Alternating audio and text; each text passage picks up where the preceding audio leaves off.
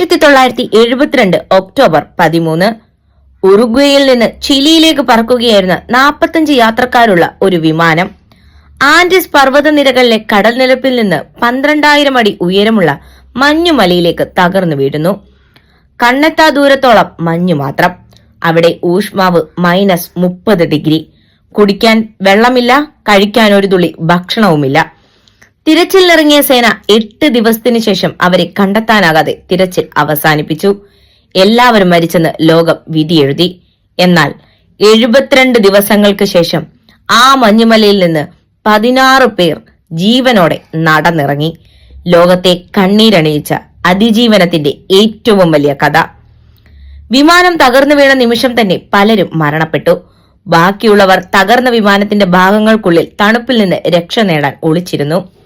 കയ്യിലുണ്ടായിരുന്ന വിരലിലെണ്ണാവുന്ന ചോക്ലേറ്റുകളും വൈനും ദിവസങ്ങൾക്കുള്ളിൽ തീർന്നു.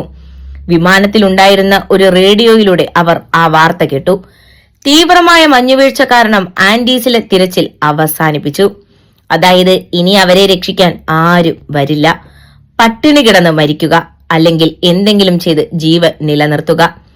ഈ 2 വഴികൾ മാത്രമേ അവരുടെ മുന്നിലുണ്ടായിരുന്നുള്ളൂ.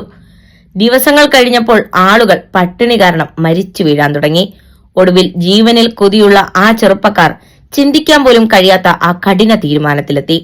അതെ, മരവിച്ചുപോയ തങ്ങളുടെ കൂട്ടുകാരുടെയും പ്രിയപ്പെട്ടവരുടെയും മൃതദേഹങ്ങളിൽ നിന്ന് മാംസം മുറിച്ചെടുത്ത് കഴിക്കാൻ അവർ നിർബന്ധിതരായി.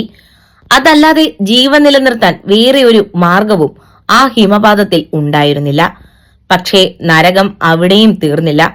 ഒരു രാത്രിയിലുണ്ടായ കനത്ത ഹിമപാതത്തിൽ തകർന്ന വിമാനാവശിഷ്ടങ്ങൾ മഞ്ഞിനടിയിലാവുകയും 8 പേർ കൂടി ശ്വാസം മുട്ടി മരണപ്പെടുകയും ചെയ്തു. ഇങ്ങനെ കിടന്നാൽ എല്ലാവരും മരിക്കും എന്ന് ഉറപ്പായപ്പോൾ കൂട്ടത്തിലെ 2 ചെറുപ്പക്കാർ നാൻഡോ പരാഡോയും റോബർട്ടോ കനേസയും ആരുടെയും സഹായമില്ലാതെ ആ ഭീമാകാരമായ മഞ്ഞുമലകൾ നടന്നു താണ്ടാൻ തീരുമാനിച്ചു.